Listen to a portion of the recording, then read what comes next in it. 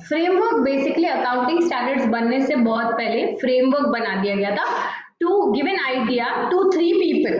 ठीक है, ध्यान से सुनना, 3 जगह जहाँ पे फ्रेमवर्क यूज होता है। एक IASB बोर्ड यूज करता है, इंटरनेशनल अकाउंटिंग स्टैंडर्ड बोर्ड। जब भी वो कोई अकाउंटिंग स्टैंडर्ड बनाता है तो फ्रेमवर्क की गाइडलाइन को दिमाग में रख के स्टैंडर्ड्स बनाता है। ठीक उसी तरीके से जैसे लॉ मेकर्स जब भी कोई नया लॉ बनाते हैं तो कॉन्स्टिट्यूशन को दिमाग में रख के नया लॉ बनाते हैं।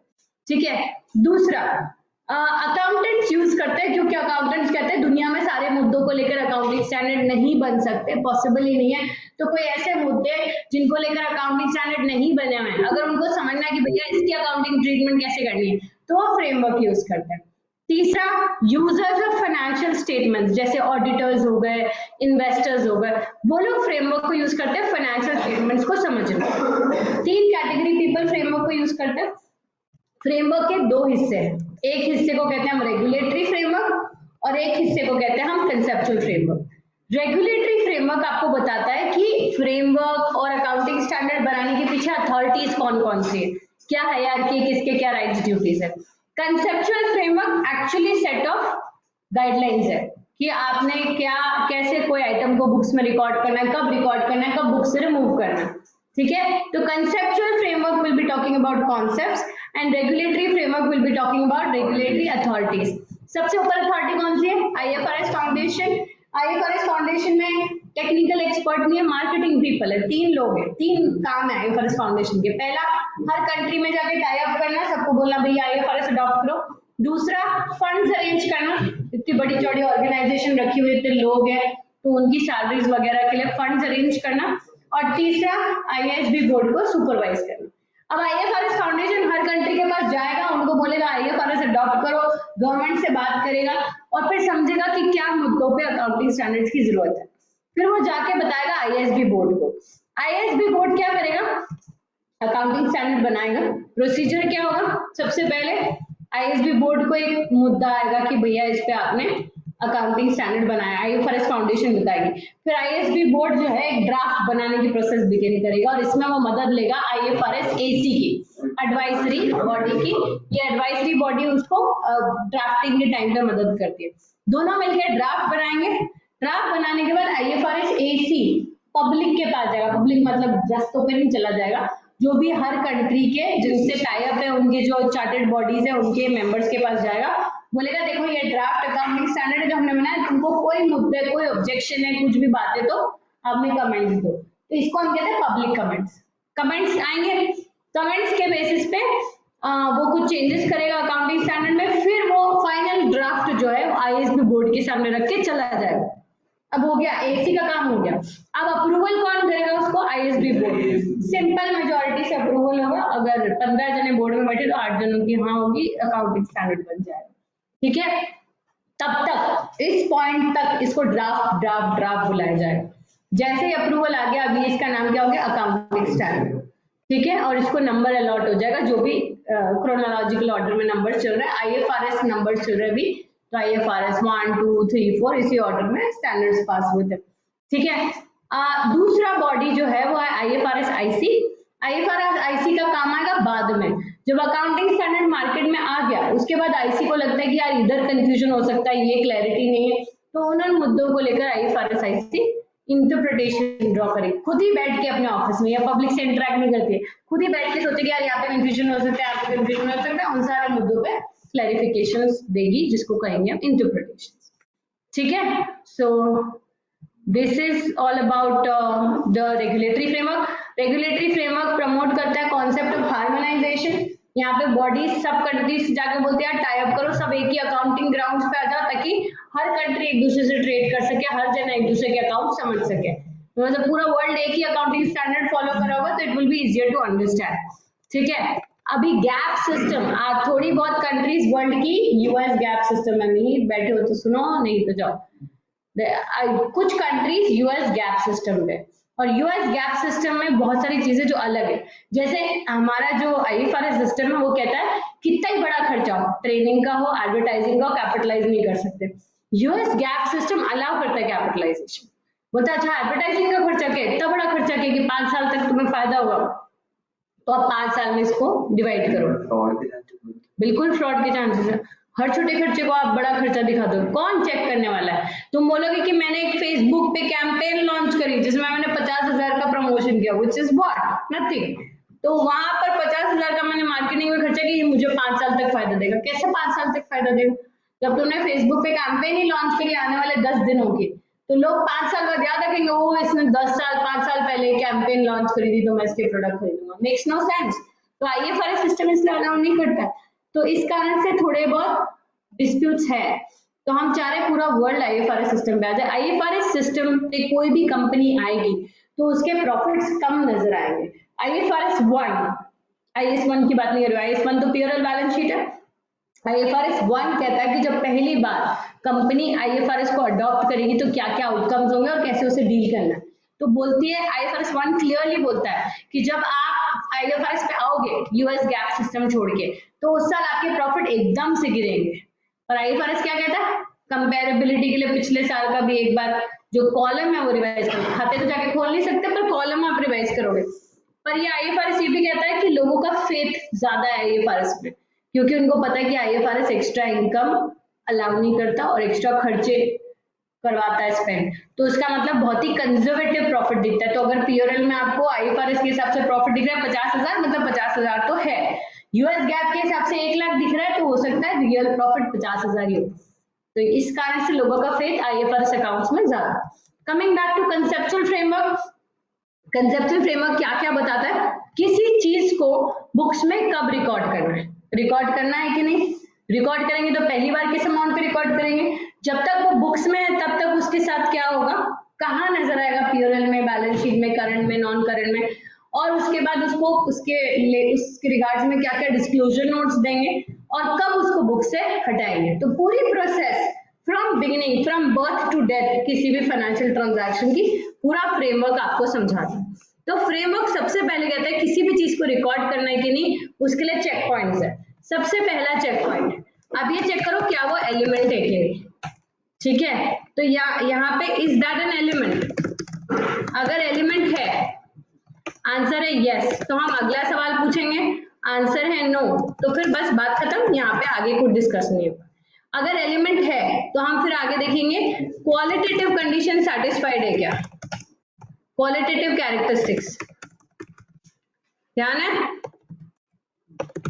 क्वालिटेटिव कैरेक्टरिस्टिक सेटिस्फाइड है, यस है तो आगे डिस्कस करेंगे, नो है तो यहाँ पे मुद्दा ही खत्म, ये रिकॉर्ड नहीं होगा।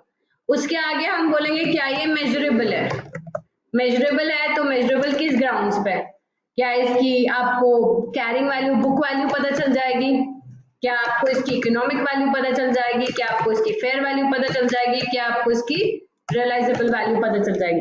कोई भी वैल्यू निकल जाती है, अगर उसका आंसर है यस तो रिकॉर्ड करेंगे, नहीं तो रिकॉर्ड ही नहीं करेंगे, ठीक है। अगर नो आंसर है तो नहीं करेंगे, ठीक है। So coming back to this, ALICE, assets, liabilities, income, capital, expenses, ये चीज हम एलिस में देख रहे हैं। एलिस में 5 एलिमेंट्स में एसेट का डेफिनेशन चेंज हुआ और लायबिलिटी का डेफिनेशन चेंज हुआ। पहले था फ्यूचर इकोनॉमिक बेनिफिट्स, अब आ गया प्रेजेंट इकोनॉमिक रिसोर्स। जब आप श्योर हो कि आज ही वो मेरी इकोनॉमिक रिसोर्स है तो ही उसे रिकॉर्ड करेंगे, नहीं तो नहीं करेंगे as the result of past events. और एक चीज जिसपे बार बार क्वेश्चन पूछता है, asset is controlled by entity, owned by entity नहीं है, सब्सटेंस ओवर फॉर्म, हमको अकाउंटिंग सब्सटेंस से मतलब है, लीगल फॉर्म से मतलब नहीं, तो it should be controlled by the entity, ठीक है। लायबिलिटी के केस में प्रेजेंट ऑब्लिगेशन, अभी आपकी ऑब्लिगेशन है ना, and that is likely to result in outflow, outflow में रिजल्ट करेगा as a result of past events. अगर आपको लग रहा है कि इससे मेरे को कोई पैसे देने की जरूरत नहीं आएगी, फ्यूचर में आउटफ्लो नहीं होगा, लायबिलिटी नहीं है, ठीक है। इनकम के केस में इनकम क्या होगी, जो भी आपके इनकम की कोई डेफिनेशन नहीं है, जो भी आपके एसेट्स बढ़ाएगी या लायबिलिटी घटाएगी, और कैपिटल तो डेफिनेटली बढ़ाएगी। एक्सपेंस की डेफिनेशन, जो लायबिलिटी बढ़ाएगी एसेट्स घटाएगी और कैपिटल तो डेफिनेटली घटाएगी एक्सपेंस के केस में, ठीक है। कैपिटल के केस में आपकी अकाउंटिंग इक्वेशन की डेफिनेशन है excess of assets over liabilities, तो बेसिकली अकाउंटिंग इक्वेशन आ गई इसमें, अकाउंटिंग इक्वेशन डिराइव भी यहीं से हुई। फिर उसके बाद हमने मॉडर्न कॉन्सेप्ट पढ़ा था, डेबिट अकाउंट, क्रेडिट अकाउंट, ये तो एफए लेवल का था, right? These are the chain of questions, whether to record a transaction or not, is that an element, Does it satisfies the qualitative characteristics? Is it measurable? तो qualitative characteristics क्या थी? दो fundamental qualitative characteristics है, relevant and faithful representation. Relevant का मतलब जो काम का है, information overload मत करो, जो काम का है वही अलग से दिखाओगे, नहीं तो फिर क्लब करके एक हेड में दिखा देना, मना नहीं कर रहा है दिखाने से, बोल रहा है क्लब करके दिखा देना. Faithful representation, जो बताओगे सच बताओगे, तो it should be complete, neutral, free from error. गलती भी नहीं होनी चाहिए, न्यूट्रल होना चाहिए, पूरी तरीके से कंप्लीट होना चाहिए. ठीक है, अब इसमें आता है गोल्डन रूल. गोल्डन रूल क्या था? रेलेवेंट के लिए कोई चीज कैसे रेलेवेंट पता चलेगी मुझे? या तो उसका अमाउंट ही बहुत बड़ा, क्वांटिटेटिव थ्रेशोल्ड, या तो उसका नेचर ट्रांजैक्शन कैसा होगी मुझे अलग से दिखाना है. जैसे डायरेक्टर कोई पैसा उठा के गया, भले छोटा छोटा अमाउंट लेकर जा रहा है, पर उसको अलाउड ही नहीं है उसकी जितने भी कॉन्ट्रैक्ट है उसके ऊपर कुछ पैसा ले जाना, तो वो क्वालिटेटिव थ्रेशोल्ड में आ जाएगा. एनहांसिंग कैरेक्टरिस्टिक्स क्या थी? यूसी टीवी, इंफॉर्मेशन अंडरस्टैंडेबल होनी चाहिए, कंपेरेबल होनी चाहिए, उसके लिए कंसिस्टेंसी फॉलो करोगे, टाइमली होनी चाहिए, लेटेस्ट इंफॉर्मेशन होनी चाहिए, और बी से वेरीफाइबल. या तो बिल्स होंगे आपके पास वेरीफाई करने, या कोई कैलकुलेशन शीट्स होंगी. प्रोविजन बनाया तो किस बेसिस पे प्रोविजन बनाया, पास एक्सपीरियंस के बेसिस पे, वो वेरीफाइबल होना चाहिए. ठीक है, और इसी में फिर हमारा दो तरह की इकोनॉमिक्स थी, रूल बेस्ड, प्रिंसिपल बेस्ड. क्या रूल बेस्ड? जो अकाउंटिंग स्टैंडर्ड को लॉ मान लेती है, नहीं किया अकाउंटिंग स्टैंडर्ड फॉलो तो जेल में जाओगे, पनिशमेंट मिलेगा, पेनल्टी लगेगी. यूएस रूल बेस्ड है. प्रिंसिपल बेस्ड फॉलो कर पा रहे हो तो ठीक है. तुम्हें लगता है मेरी तो इलेक्ट्रॉनिक्स की कंपनी है, मेरी तो पावर प्लांट है, उसके ऊपर ये अकाउंटिंग स्टैंडर्ड लॉजिकली नहीं बैठता, तो फिर आप एक्सप्लेन कर दो. सो इधर यू कंप्लाई और एक्सप्लेन. इसी में हमने फ्रेमवर्क का ही जो कंटिन्यूएशन वाला पार्ट था, last question, is it measurable और नॉट. ठीक है, पहला क्या था? 5 एलिमेंट्स, उसके लिए एलिस की डेफिनेशन देखी, फिर क्वांटिटेटिव क्वालिटेटिव कैरेक्टरिस्टिक्स, और लास्ट मेजरेबल और नॉट. मेजरमेंट के क्या क्या तरीके हैं? दो तरीके, historical cost and current cost. Historical cost जिसपे खरीद के लाए थे, original cost less accumulated depreciation. Current cost में 3 मेथड्स है. आज की एसेट की वैल्यू क्या है निकालने के 3 तरीके. आज की उसकी सेल वैल्यू क्या है? Fair value. फेयर वैल्यू में से कॉस्ट टू सेल माइनस करेंगे तो क्या आ जाएगा? एनआरवी. रिप्लेसमेंट कॉस्ट क्या है? रिप्लेसमेंट कॉस्ट मतलब एसेट को अगर इसकी जगह नया एसेट खरीद के लाएंगे तो सेल वैल्यू नहीं पता चल रही तो परचेज वैल्यू तो पता चल जाएगी. शोरूम प्राइस अभी का माइनस नॉशनल डेप्रिसिएशन. एसेट कितने साल पुराना? 2 साल पुराना, नॉशनल डेप्रिसिएशन माइनस कर. लास्ट और मजबूरी में यूज करने वाला ऑप्शन, आपका एसेट ऐसा है जो कहीं नहीं मिल रहा है मार्केट में, आपके पास ये यूनिक एसेट है, तो हम यूज करते हैं वैल्यू इन यूज या इकोनॉमिक वैल्यू, जिसमें हम लेते हैं present value of cash flows जब हम एसेट से कमा सकते हैं. तो एसेट 5 साल तक हमें फायदा देगा, 5 साल तक हमें 10-10 हजार कमा के देगा, और 10,000 का इंटरेस्ट रेट मार्केट में चल रहा है 10% से, तो 10,000 का हम प्रेजेंट वैल्यू ले लेंगे 5 साल के हिसाब से at the market rate of interest. ये आ जाएगी इकोनॉमिक वैल्यू. पर इकोनॉमिक वैल्यू में कुछ भी कर सकते हैं. इकोनॉमिक वैल्यू में आप बोल सकते हो कि भैया इकोनॉमिक वैल्यू मैं तो हर साल इस एसेट से 50 लाख कमा लूंगा. कौन चेक कर रहा है? किस बेसिस पे बोल रहा है? नया एसेट है तो क्या बेसिस पे बोल रहा हूँ? तो ये थोड़ा तुक नहीं बैठता, इसलिए हम लास्ट में जाते हैं इसके लिए. जब सारे दरवाजे बंद होंगे तभी वैल्यू इन यूज यूज करोगे, नहीं तो नहीं यूज करोगे. ठीक है, इसी में एक कॉन्सेप्ट था करंट कॉस्ट अकाउंटिंग. तो कई कंपनीज बोलती है मेरे को हिस्टोरिकल कॉस्ट पे नहीं रखनी मेरी बुक्स को, मेरे को सारे एसेट्स लायबिलिटीज आज की वैल्यू पे दिखाने, ताकि मुझे पता रहे कि कल को मैं कंपनी बेचूं तो मुझे कितना मिलेगा. तो करंट कॉस्ट अकाउंटिंग 2 तरह की होती है. एक को हम कहते हैं करंट कॉस्ट अकाउंटिंग और एक को हम कहते हैं constant purchasing power. Current cost accounting में हम एसेट की करंट कॉस्ट पे फोकस करते हैं. इसका मतलब मेरी अगर कंपनी में 50 एसेट्स है तो मैं हर एसेट की मार्केट वैल्यू निकालूंगी, या तो फेयर वैल्यू, या तो रिप्लेसमेंट कॉस्ट, या तो इकोनॉमिक वैल्यू. हर एसेट की वैल्यू निकालूंगी और फिर मैं बोलूंगी ये मेरे टोटल एसेट्स है. लेकिन कांस्टेंट परचेसिंग पावर कहता है कर लिया ऐसे तो 50 एसेट में हालत खराब हो जाएगी. मैं बोलूं रिलायंस की कंपनी की आपको करंट कॉस्ट अकाउंटिंग करनी है, 1 साल की अकाउंटिंग करनी, 4 साल तो आपको अकाउंटिंग करने में लग जाएंगे उस 1 साल के अकाउंट्स के, क्योंकि एक एक एसेट उठाओगे उसकी मार्केट वैल्यू पता लगाओगे. It's gonna be impossible. तो सबसे ज्यादा प्रैक्टिकल मेथड जो इजी टू यूज भी है वो होता है सीपीपी. हालांकि सीपीपी का हो सकता है आपके एसेट से कोई लेना देना नहीं हो। कांस्टेंट परचेजिंग पावर में जो उस कंट्री, जिस कंट्री में आपके एसेट है, उसकी जो जनरल इन्फ्लेशन रेट है उससे आप मल्टीप्लाई कर लेते हैं। तो एक आरपीआई इंडेक्स होता है, रिटेल प्राइस इंडेक्स, जो आपको बताता है कि आज कोई भी एसेट इकोनॉमी में कितने के है। इसमें एक बेस ईयर होता है, जैसे बेस ईयर हमने 2000 मान लिया, तो बोलता है अगर कोई चीज 100 रुपए की थी 2000 साल 2000 में, तो 2020 में कितने की है, वही चीज आपको 2020 में 220 की मिल रही, और 2024 में 240 की मिल रही। तो आपने एक एसेट खरीदा था 2000 में 1 लाख का, तो आप बोलोगे 1 लाख का तब था, आज की इन्फ्लेशन रेट के हिसाब से कितना हो गया, 2,40,000 का। ठीक है, तो ये आपका एसेट का वैल्यू चेंज हो जाएगा।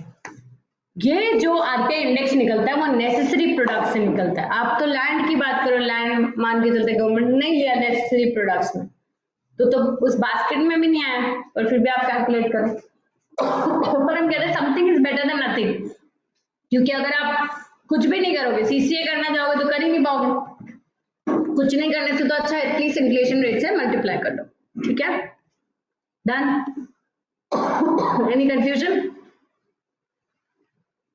This was all about framework. Keep that in mind and do it accordingly. Okay, so guys, thank you.